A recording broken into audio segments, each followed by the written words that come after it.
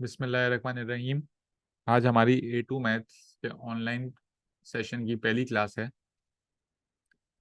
तो A2 maths में पहले हम लोग सिलेबस और पेपर पैटर्न डिस्कस कर लेते हैं और फिर हम लोग आज की क्लास में हमारा पहला टॉपिक शुरू करेंगे। A2 मैथ्स के अंदर अगर देखा जाए तो हमारे पास दो कंपोनेंट्स हैं।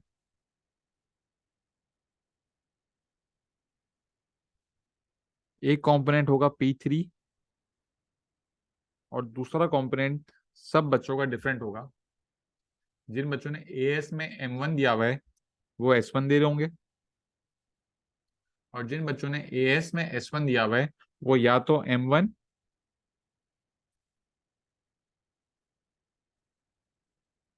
या फिर S2 पढ़ेंगे। ठीक है, इन तीन में से कोई एक कंपोनेंट आप लोग पढ़ रहे होगे और P3 हम सब पढ़ेंगे।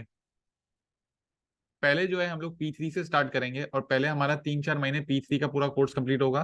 फिर हम लोग हमारे दूसरे कंपोनेंट पे आएंगे जो कि होंगे S1, M1 और S2। तो पहले हमें पहले पूरा P3 कंप्लीट करना है और फिर हम आगे दूसरे कंपोनेंट पे जाएंगे। तो आज हम लोग पहले P3 की बातें कर लेते हैं कि P3 में हमारे पास क्या सिलेबस है, क्या लेवल ऑफ डिफिकल्टी है।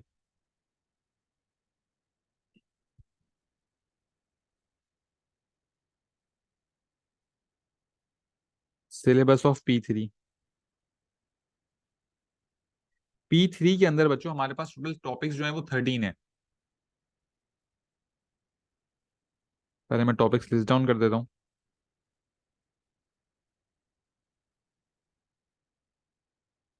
पार्शियल फ्रैक्शन तो है, बायनोमियल, फिर हमारे पास है इंडाइसेस,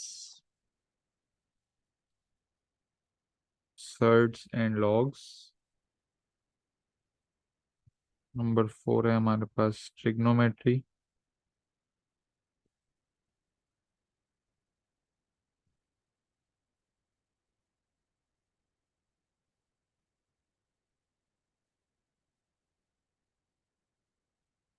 एशन। नंबर 6 पे है इंटीग्रेशन।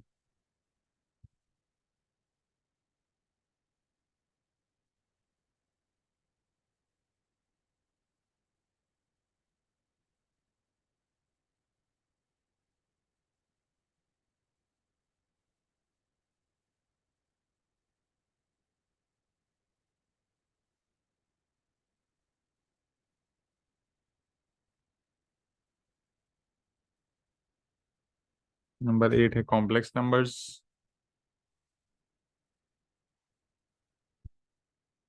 हमारे पास आता है आइट्रेशन।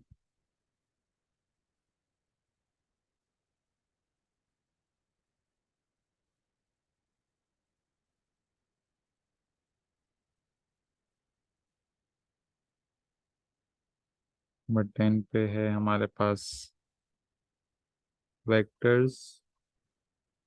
11 है मॉड्यूलस फंक्शन।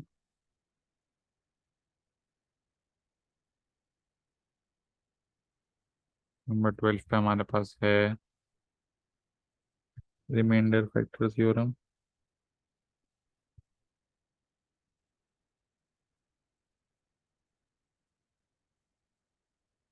नंबर 13 पे है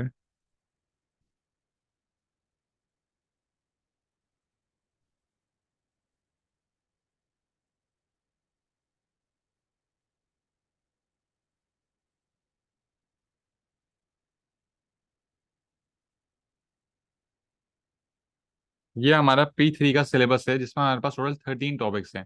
फिर टॉपिक्स क्या है? पहला टॉपिक हमारे पास है पार्शियल फ्रैक्शन, दूसरा टॉपिक है बायनोमियल, तीसरा टॉपिक है indices, surds and logs.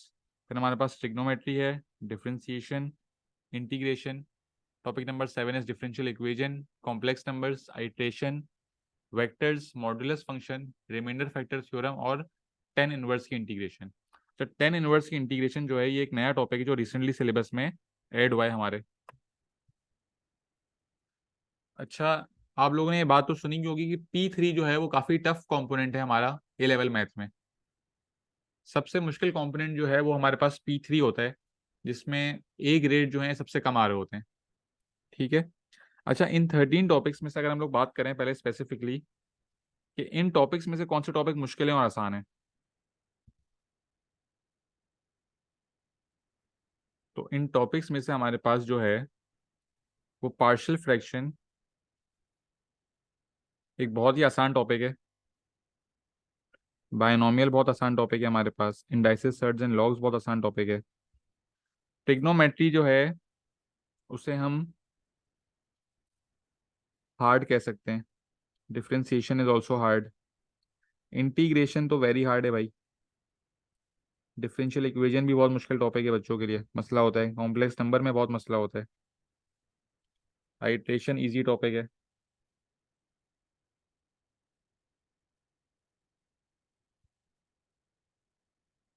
Vectors easy topic है, मॉडुलस ओ वेक्टर्स इजी नहीं है भाई, मॉडुलस फंक्शन इजी टॉपिक है बहुत, रिमाइंडर फैक्टर थ्योरम इजी में आता है, और टेन इनवर्स की इंटीग्रेशन जो है आपके पास हार्ड में आती है। अच्छा, इन टॉपिक्स को अगर हम लोग इजी और हार्ड में देखें तो वो इस तरह है कि हमारे पास partial fraction, binomial, indices surds and logs, ये तीन, फिर आइट्रेशन, मॉडुलस फंक्शन और रिमाइंडर फैक्टर थ्योरम, ये 6 टॉपिक्स हैं। ये काफी आसान टॉपिक हैं जिसमें बच्चों को इतना मसला नहीं हो रहा होता। फिर हमारे पास 3 टॉपिक्स हैं, ट्रिग्नोमेट्री, डिफरेंशिएशन और वेक्टर्स, जो कि थोड़े मुश्किल टॉपिक्स हैं, बच्चे इसमें थोड़ा मुश्किल होता है इन टॉपिक्स में ग्रिप बनाना। और फिर जो बाकी 3 टॉपिक्स हमारे पास बचे, इंटीग्रेशन, डिफरेंशियल इक्वेशन और कॉम्प्लेक्स नंबर्स, ये बहुत वेरी हार्ड टॉपिक्स हैं। टेन इनवर्स की इंटीग्रेशन जो एक नया टॉपिक आया हुआ है, ये भी थोड़ा मुश्किल है, बहुत ज़्यादा मुश्किल नहीं है, बच्चों को इसमें इतना मसला नहीं होता। अच्छा, अब आप लोग देखो, अगर देखा जाए तो हमारे पास 6 टॉपिक्स आसान है, 3 टॉपिक्स मुश्किल है और 3 टॉपिक्स बहुत मुश्किल है। तो इतना तो मसला यूं P3 में नहीं नजर आ रहा हमें कि भाई आधे आसान टॉपिक हैं, आधे नॉर्मल है, मुश्किल होंगे थोड़े बहुत, और 3 टॉपिक्स से बहुत मुश्किल टॉपिक है। तो P3 में जो है, P3 को इतना हार्ड क्यों कहा जाता है, इसकी वजह क्या है? इसकी वजह यह है कि P3 के अंदर जो है, जो 75 मार्क्स हैं वो 3 हिस्सों में डिवाइड हुए हुए हैं, 25, 25 और 25। अब ये जो 25 मार्क्स हैं बेटा, ये 25 मार्क्स ही 6 टॉपिक कवर करते हैं, जो कि बहुत आसान है। आधा सिलेबस, मतलब 13 में से आधे टॉपिक, जो 6 टॉपिक हैं आसान वाले, वो आधे टॉपिक सिर्फ 25 मार्क के आते हैं पेपर में। ठीक है। बाकी जो हमारे पास 4 टॉपिक हैं वो 25 मार्क के आते हैं, और जो 3 बहुत मुश्किल टॉपिक हमारे पास हैं, इंटीग्रेशन, कॉम्प्लेक्स नंबर और डिफरेंशियल इक्वेशन, ये 3 टॉपिक्स मिनिमम 25 मार्क्स के आ रहे होते हैं, 25 से ज्यादा भी आपको नजर आएंगे, लेकिन मिनिमम 25 मार्क्स तो ये 3 टॉपिक से आ ही रहे होते हैं। तो P3 मुश्किल क्यों बन जाता है? क्योंकि वेरी हार्ड और हार्ड का वेटेज जो है ना, नंबर मार्क्स के हिसाब से वो काफी ज्यादा है। जो आसान टॉपिक है वो सिर्फ 25 से 30 मार्क के आ रहे होते हैं,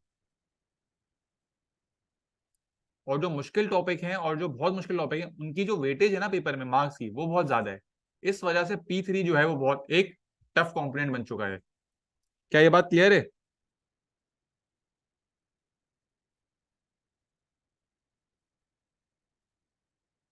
अच्छा, वैसे तो जो है P3 के अंदर ए ग्रेड लाने के लिए, मैं यहाँ लिख देता हूँ साइड पे, ऑन एवरेज हमारा टारगेट होना चाहिए कि 60 प्लस मार्क्स आए हमारे। लेकिन अब जो है वो थ्रेशोल्ड थोड़ा नीचे आ रहा है, तो 55 to 57 पे भी ए बन जाता है। लेकिन हमारा टारगेट यही होना चाहिए कि जब हम लोग ईयरली पास पेपर करें तो 75 में से 60 का टारगेट रखें हम लोग, 60 मार्क्स हमारे आने चाहिए P3 के अंदर ए ग्रेड के लिए। ठीक है।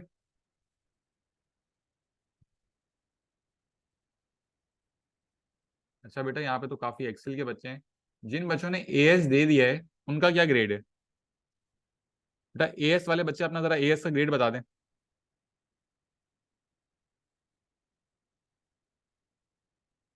एएस में क्या ग्रेड आया है? ठीक है।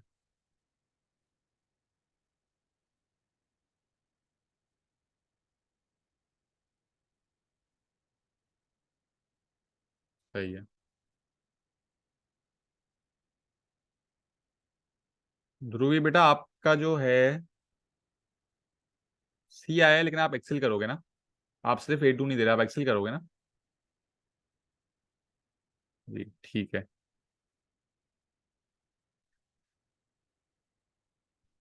चलो भाई फिर शुरू करते हैं। अच्छा, पहला टॉपिक जो हम पढ़ेंगे वो हमारा टॉपिक है पार्शियल फ्रैक्शन। जिसके साथ आपको नजर आ रहा है लिखा हुआ है इजी। आसान सा टॉपिक है पार्शियल फ्रैक्शन। शुरू करते हैं। थोड़ी सी बातें करते हैं कि पार्शियल फ्रैक्शन के अंदर क्या क्या होता है। ठीक है भाई।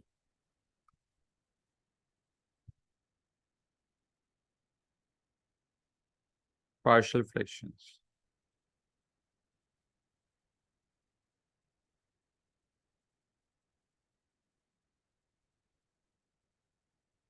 अच्छा, पार्शियल फ्रैक्शन के अंदर जो है, जो चीज हमें करनी है वो ये है कि हमें एक बड़े फ्रैक्शन को छोटे फ्रैक्शन में कन्वर्ट कर देना है। हमें लार्ज फ्रैक्शन को जो है स्मॉलर फ्रैक्शंस में कन्वर्ट करना है।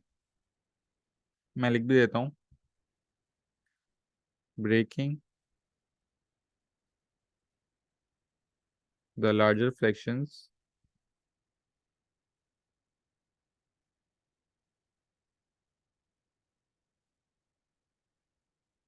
इनटू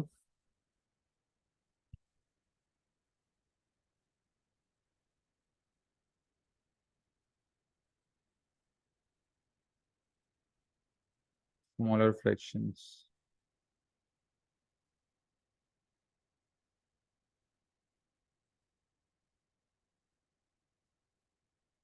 पार्शियल फ्रैक्शन में क्या करना है हमें? We have to break the larger fraction into the smaller fraction.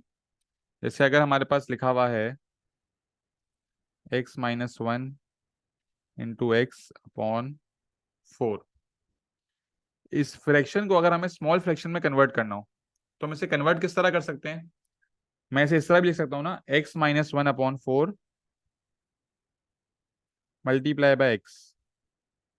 तो ये और ये देखो बेटा एक ही बात है, लेकिन क्या हो रहा है, एक बड़े फ्रैक्शन को हमने दो छोटे फ्रैक्शंस में कन्वर्ट कर दिया।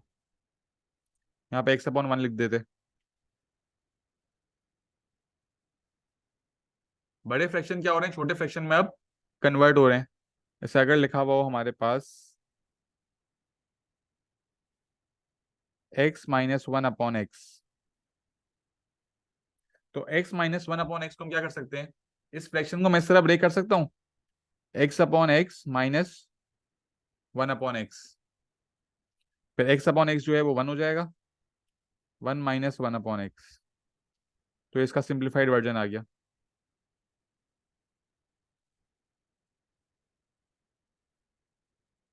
ठीक है। अब जैसे हमारे पास लिखा हुआ हो x/(x-1) और x-2। अच्छा, जो नंबर हमारे पास फ्रैक्शन में ऊपर लिखा हुआ होता है उसे हम क्या बोलते हैं? फ्रैक्शन में जो नंबर ऊपर होता है बच्चों, वो क्या होता है? वो होता है हमारा न्यूमरेटर।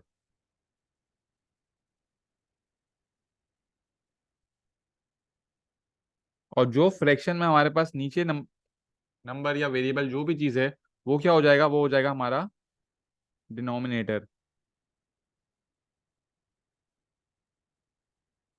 अच्छा, पार्शियल फ्रैक्शन के अंदर पूरी गेम जो है ना वो डिनोमिनेटर की है। डिनोमिनेटर के लिए हमारे पास चार डिफरेंट केसेस हैं जो हमें पूरे पढ़ने होंगे। वो चार केसेस से पूरा पार्शियल फ्रैक्शन का टॉपिक है। ठीक है। मेन काम जो है वो डिनोमिनेटर का होगा इसमें। अब हम लोग पार्शियल फ्रैक्शन पढ़ना शुरू करते हैं। चार केसेस हैं भाई। पहला केस देखते हैं। केस 1। केस 1 क्या है हमारे पास? When denominator of x. अच्छा, जब dx लिखा हुआ होगा इसका मतलब डिनोमिनेटर ऑफ एक्स है, और n लिखा हुआ तो न्यूमरेटर है। Consist of linear roots. When denominator of x consist of linear roots. जैसे हमारा जो पिछला सवाल था, मैं फिर से कॉपी कर लेता हूँ। x/(x-1) और x-2। ठीक है। अब डिनोमिनेटर के अंदर हमारे पास लीनियर रूट्स हैं। हमें कैसे पता चलेगा लीनियर रूट्स हैं? लीनियर रूट्स क्या होते हैं, इसमें इक्वेशन जो है वो mx प्लस सी की होती है, जिसमें x की पावर जो है 1 होगी, जैसे 2x plus 3, 3x minus 1, x plus 2, 2x plus 4। ये सब क्या है, ये सब हमारे लीनियर रूट्स होते हैं, इसमें x की मैक्सिमम पावर 1 होती है। ठीक है, जब भी डिनोमिनेटर के अंदर लीनियर रूट्स होंगे तो ये हमारा केस 1 हो जाएगा। इसको हम किस तरह ब्रेक करेंगे, इसको हम ब्रेक इस तरह करेंगे कि जितने रूट्स होंगे उतने लेटर्स आएंगे। तो x माइनस 1 के साथ आ जाएगा a upon x minus 1 plus x minus 2 के साथ आ जाएगा b upon x minus 2। Fractions के अंदर यहाँ पे जो है हमने इसको ब्रेक कर दिया है, यहाँ पे कोई एक नंबर आ रहा होगा, a और b कोई हमारे कांस्टेंट नंबर्स होंगे। अब वो नंबर्स हमें सॉल्व करके निकालने हैं, लेकिन अभी हमने फिलहाल यहाँ पे a और b लिख दिया है। जितने हमारे पास यहाँ पे लीनियर रूट्स होंगे उतने लेटर्स आ जाएंगे, क्योंकि उतने नंबर्स आ रहे होंगे। अब अगर यहाँ पे फॉर एग्जाम्पल x माइनस 3 भी लिखा हुआ होता तो हम आगे लिख देते plus c upon x minus 3। तो पहला स्टेप क्या था हमारा, हमने इसको इसमें ब्रेक कर दिया है, जितने लीनियर रूट्स हैं उतने लेटर्स आ गए। तो a upon x minus 1 plus b upon x minus 2। अब स्टेप नंबर 2 क्या है, स्टेप नंबर 2 है हमें एलसीएम लेना है, ताकि हमारा यहाँ पे जो डिनोमिनेटर है और जो यहाँ पे डिनोमिनेटर है वो सेम हो जाए। तो ये सवाल तो एज इट इज कॉपी कर दिया हमने, ये नीचे उतार दिया हमने। अब यहाँ पे क्या वर्किंग हो जाएगी, अच्छा यहाँ पे एलसीएम लेने का तरीका क्या है बच्चों, हम देखेंगे मेरे पास यहाँ पे फ्रैक्शन में क्या लिखा हुआ है, x माइनस 1 लिखा हुआ है, और फिर मैं देखूंगा यहाँ पे मेरे पास डिनोमिनेटर में क्या है, यहाँ पे भी x माइनस 1 है। तो जो चीज यहाँ पे सेम होगी ना वो क्रॉस हो गई, और जो चीज बच गई वो न्यूमरेटर के साथ आके मल्टीप्लाई हो जाएगी। मैं फिर रिपीट कर रहा हूँ, मैंने चेक करा मेरे पास यहाँ पे डिनोमिनेटर में क्या है और यहाँ पे डिनोमिनेटर में क्या है, जो चीज सेम है उसे हमने हटा दी, और जो चीज बच गई वो न्यूमरेटर के साथ आके मल्टीप्लाई हो जाएगी। तो x माइनस 2 यहाँ आके मल्टीप्लाई हो जाएगा। तो मैंने लिखा a bracket x minus 2 plus, अब b के साथ डिनोमिनेटर में x माइनस 2 है, और यहाँ पे डिनोमिनेटर ये लिखा हुआ है, x माइनस 2 और x माइनस 2 कैंसिल हो गया, बचा क्या x माइनस 1। तो x माइनस 1 जो है वो b से आके मल्टीप्लाई हो जाएगा, तो plus b into x minus 1।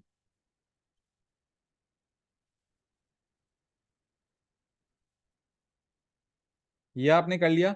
अब डिनोमिनेटर के नीचे आप क्या कर दोगे, जितने भी वेरिएबल्स हैं वो मल्टीप्लाई हो जाएंगे, तो यहाँ पे आ जाएगा x माइनस 1 और x माइनस 2।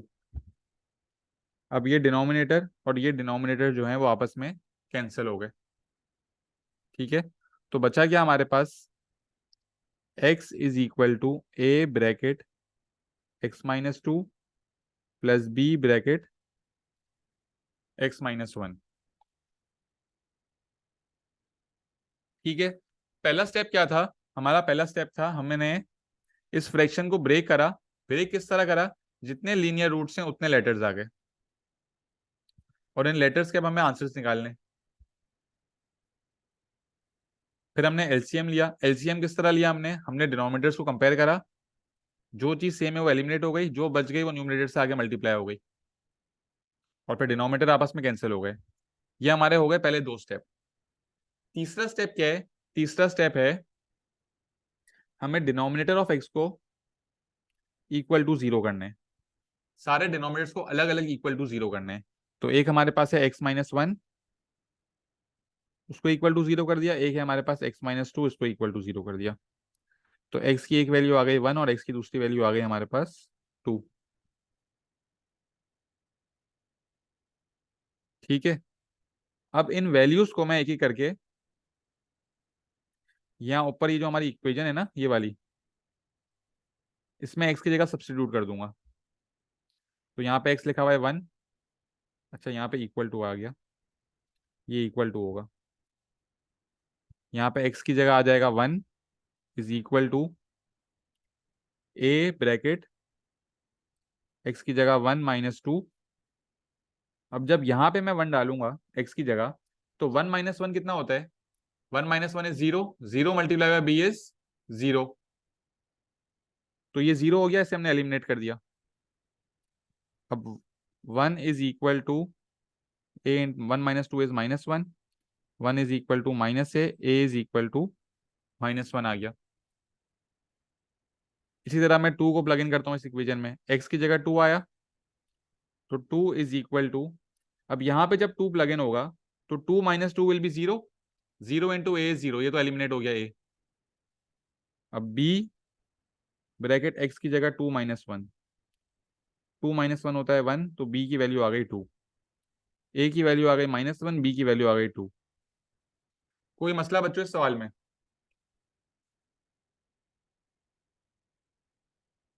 No sir.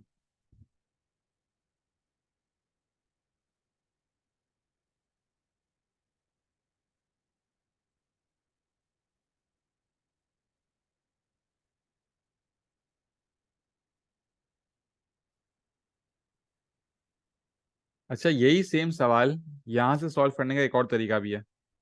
अगर मैं ये चीज कॉपी कर लूं, x is equal to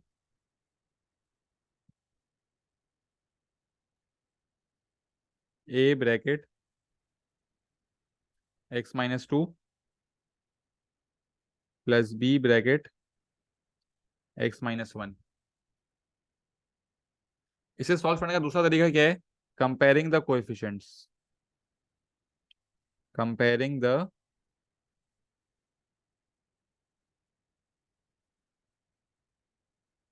coefficients. Comparing the coefficients का क्या मतलब है? x एज इट इज आ गया, is equal to a into x is ax,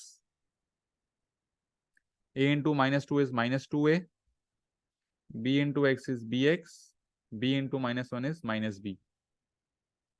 अब मैं कंपेयर क्या करूंगा, मैं यहाँ पे लिखूंगा x, लेफ्ट हैंड साइड पे x के साथ हमारे पास क्या नंबर है? लेफ्ट हैंड साइड पे x के साथ बेटा यहाँ पे कौन सा नंबर है?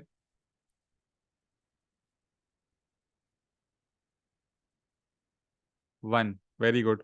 तो 1 इज इक्वल टू, बेटा बच्चे 0 लिख देते हैं, 0 नहीं होगा, x के साथ यहाँ पे 1 है, और राइट हैंड साइड पे x के साथ क्या है? यहाँ पे a है और यहाँ पे b है, तो 1 is equal to a plus b। एक इक्वेशन हो गई। दूसरा हम लिखते हैं कॉन्स्टेंट्स। कॉन्स्टेंट्स का क्या मतलब? कोई नंबर हो। लेफ्ट हैंड साइड पे हमारे पास कोई नंबर है? कोई नंबर नहीं है, तो हम क्या लिखेंगे लेफ्ट हैंड साइड पे? कॉन्स्टेंट्स में 0 लिखेंगे, कोई नंबर नहीं हो तो 0 इज इक्वल टू, यहाँ पे हमारे पास कॉन्स्टेंट्स क्या है? ये -2 और ये -b, जिनके साथ कोई वेरिएबल नहीं है बेटा वो कॉन्स्टेंट्स होंगे। -2 है -b को वहां भेज दिया, तो b इज इक्वल टू -2 है, तो 1 is equal to a plus b की जगह क्या आ जाएगा? -2 है, 1 is equal to plus minus minus हो जाएगा, a आ गया -1, तो b is equal to -2 into -1, b की वैल्यू आ गई 2। तो आप देखो यहाँ पे भी a -1 आया है, b 2 आया है, और यहाँ पे भी a -1 आया है, b 2 आया है। सेम आंसर्स आए। मैं इसको 1 मिनट यहाँ पे लिख देता हूँ ताकि आप लोग कंपेयर कर सको।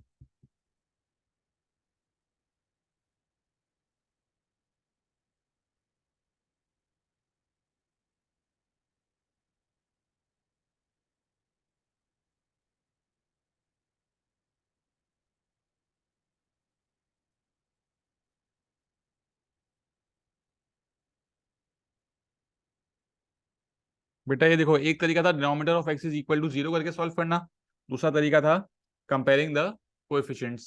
दोनों तरीकों से आंसर सेम आ रहा है, लेकिन हमें दोनों तरीके आने चाहिए।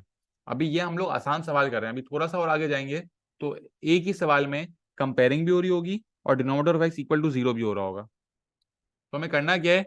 Denominator of x equal to 0 करेंगे, अगर सारे आंसर आ रहे हैं तो सारे आंसर निकाल लेंगे हम लोग, अगर सारे आंसर नहीं आ रहे तो फिर हम किस पे जाएंगे? कंपेयरिंग द कोएफिशिएंट्स पे जाएंगे, क्योंकि कंपेयरिंग से हमारे पास सारे आंसर आ जाते हैं।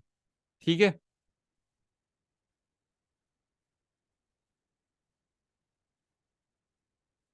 सही है भाई। अब बेटा एक आखिरी चीज इस सवाल की, ये सवाल जो है ना पार्शियल फ्रैक्शन का, ये आता है 5 मार्क्स का। कितने मार्क्स का आता है भाई? 5 मार्क्स का आता है। यहाँ पे आपको सॉल्व करके और वैल्यूज निकालने के बच्चों 4 मार्क्स मिल गए, तो हमें तो 5 में से 5 लेने हैं। तो 5वां मार्क आपको कब मिलेगा? 5वां मार्क तब मिलेगा जब आपने जो ऊपर फ्रैक्शन बनाया ना, इसमें आप ए और बी की वैल्यूज को सब्स्टिट्यूट कर दोगे। तो अपना फाइनल आंसर को आपको किस तरह लिखना होगा? अपना फाइनल आंसर आप बोलोगे मेरा फाइनल आंसर है -1/x-1 +2/x-2। जब आप ये बताओगे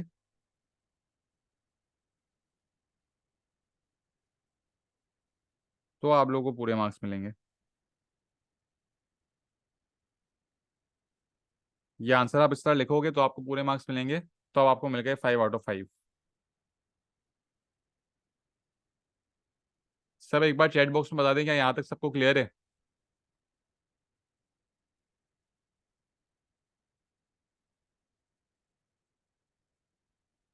ठीक है।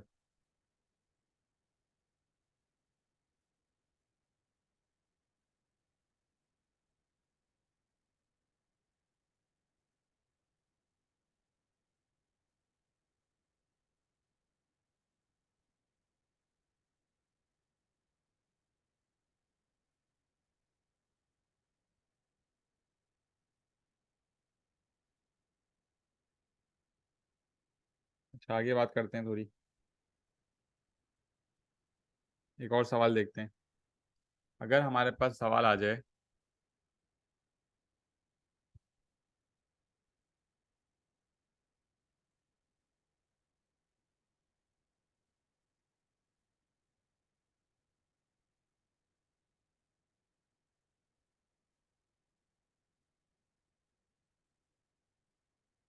x² - x + 4/x-1 x-2 और x+1।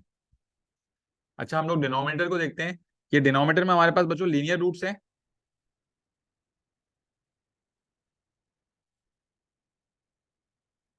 तो इन लीनियर रूट्स को हम किस तरह ब्रेक करेंगे? जितने रूट्स हैं उतने लेटर्स आ जाएंगे और फिर उतनी वैल्यूज आएंगी। तो a/x-1 plus b/x-2 plus c/x+1। सही बात है। ये हो गया पहला स्टेप। अब दूसरा स्टेप क्या है भाई? सवाल को एज इट इज कॉपी करके नीचे ले आएंगे।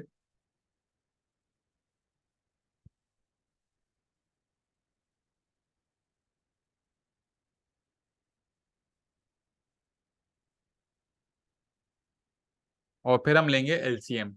एलसीएम किस तरह लेंगे? यहाँ पे हमारे पास डिनोमिनेटर में x-1 है, तो यहाँ भी x-1 है। ये दोनों हो गए एलिमिनेट। जो डिनोमिनेटर में हमारे पास वेरिएबल्स बच गए हैं उनको हम ऊपर डिनोमिनेटर से मल्टीप्लाई कर देंगे। तो a के साथ x-2 और x+1 मल्टीप्लाई हो जाएंगे। तो a ब्रैकेट x-2 और x+1 लिख दिया हमने, प्लस b। अब b के साथ क्या आएगा? ये x-2 और x-2 एलिमिनेट हो गए, तो बचा क्या? x-1 और x+1। x-1 और x+1, फिर प्लस c लिखा भाई। अब यहाँ पे x+1 और x+1 एलिमिनेट हुए, तो बच क्या आ गए? x-1 और x-2।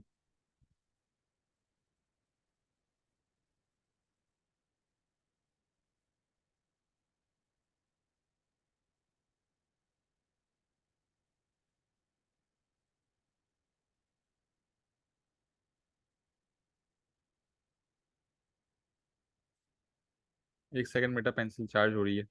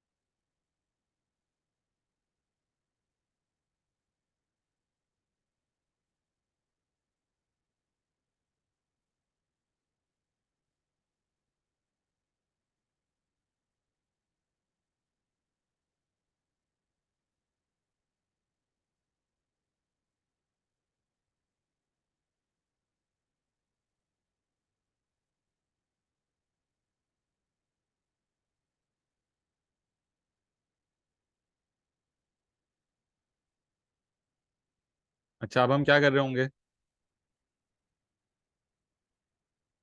अब हम इन फ्रैक्शंस को डिनोमिनेटर में लिख देंगे। x-1, x-2 और x+1।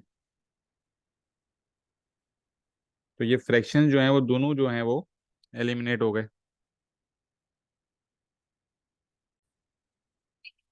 अच्छा, इन डिनोमिनेटर एलिमिनेट हो गए। अब हमारे पास अगला स्टेप क्या होना चाहिए? Denominator of x equal to zero. Denominator of x equal to zero. तो एक हमारे पास है x-1 इक्वल टू जीरो, एक है x-2 इक्वल टू जीरो, और तीसरा है x+1 is equal to zero. तो x की वैल्यूज आ गई 1, 2 और -1। अब हमें क्या करना है, एक एक करके इन वैल्यूज को इसके अंदर प्लग इन करेंगे, इस इक्वेशन के अंदर। अब यहाँ पे क्या आ जाएगा?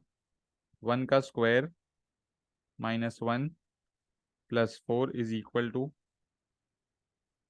अच्छा, अब यहाँ पे तो 1 प्लग इन हो रहा होगा। बेटा जब मैं यहाँ पे 1 प्लग इन करूंगा तो 1 - 1 0 हो जाएगा, तो ये पूरा ब्रैकेट एलिमिनेट हो गया। और यहाँ पे भी 1 - 1 0 हो जाएगा, तो ये पूरा ब्रैकेट भी एलिमिनेट हो जाएगा। तो ये दोनों ब्रैकेट्स गायब हो गए जब मैं 1 डालूंगा तो ए की वैल्यू आ जाएगी। तो ए ब्रैकेट 1 - 2 और 1+1। ये हो गया 1 का square 1, 1 - 1 0, 0+4 is 4, which is equal to 1 - 2 is -1, और ये हो जाएगा 2। -1 इंटू 2 इज -2, तो -2 ए की वैल्यू आ गई हमारे पास -2। ए की वैल्यू क्या आ गई बच्चों हमारे पास? ए की वैल्यू आ गई -2। अब क्या करना है? अब हमें एक्स की वैल्यू 2 डालनी है। जब मैं 2 डालूंगा तो 2 - 2 हो जाएगा 0, और यहाँ पे भी 2 - 2 हो जाएगा 0। तो बी आ जाएगा हमारे पास अब। तो 2 का स्क्वायर -x की जगह 2 +4 इज इक्वल टू, ए और सी एलिमिनेट हो गए, बी ब्रैकेट 2 - 1 और 2+1। 2 का square 4, 4 - 2 is 2, 2+4 is 6 is equal to 2 - 1 is 1 और 2+1 इज 3, 3 1 जार 3, 6 is equal to 3b, b is equal to 2। दो वैल्यूज आ गई, और तीसरी वैल्यू पर क्या होगी? सी की। अब हम डालेंगे -1। तो -1 + 1 इज 0, ए एलिमिनेट हो गया। -1 + 1 इज 0, बी एलिमिनेट हो गया, तो सी आ जाएगा अब। तो -1 का स्क्वायर -1 +4 इज इक्वल टू सी, -1 और -1 - 2। -1 का स्क्वायर होता है 1, माइनस माइनस इज +1 +4, ये हो गया 6। ये -2 और -3, -2 इंटू -3 इज +6। तो 6 इज इक्वल टू 6c, और c की वैल्यू आ गई 1। तीनों आंसर्स आ गए, सवाल हो गया हमारा कंप्लीट। लेकिन यहाँ पे हमें मिले हैं 5 में से 4 मार्क्स।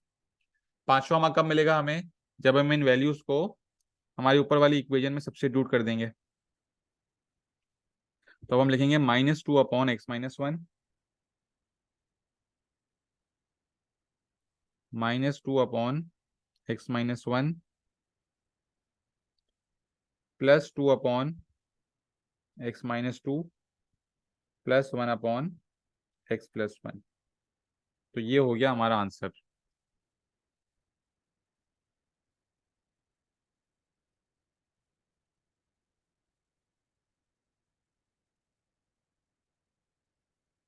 बेटा किसी को इस सवाल में कोई मसला है?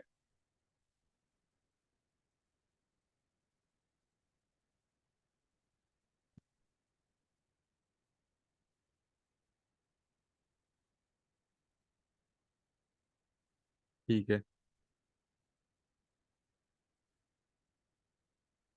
अच्छा, ये पीडीएफ क्या आप लोग स्क्रीनशॉट्स ले लो।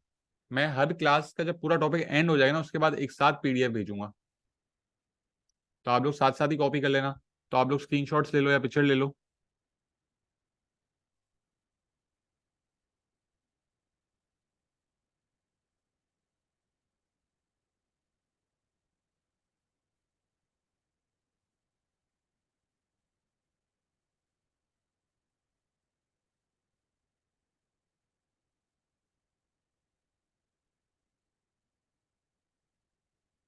इस स्लाइड की ले लें भाई।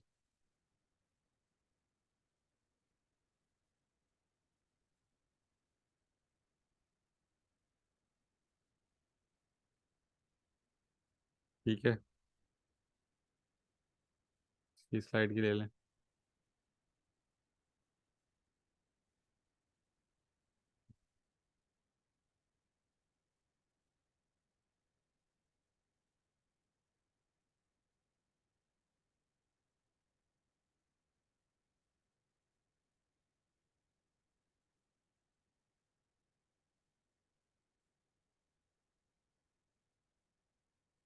और फिर ये हमारी आखिरी स्लाइड।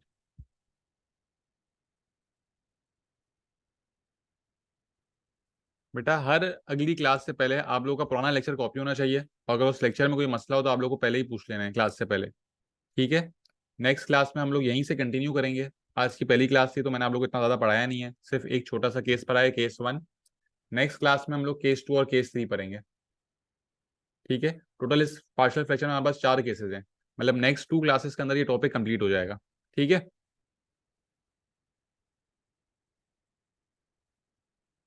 ओके बच्चों, अल्लाह हाफिज़। अल्लाह हाफिज़।